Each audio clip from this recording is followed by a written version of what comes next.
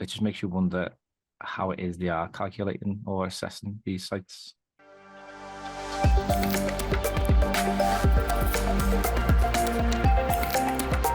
SEOscience.com.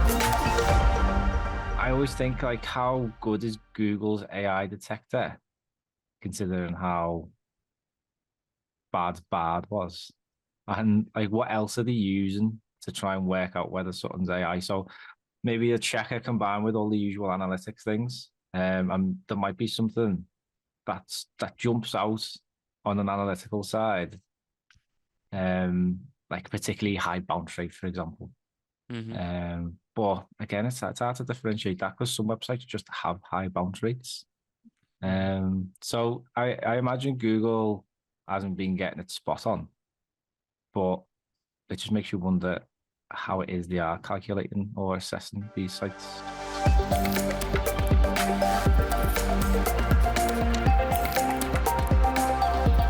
SEOscience.com.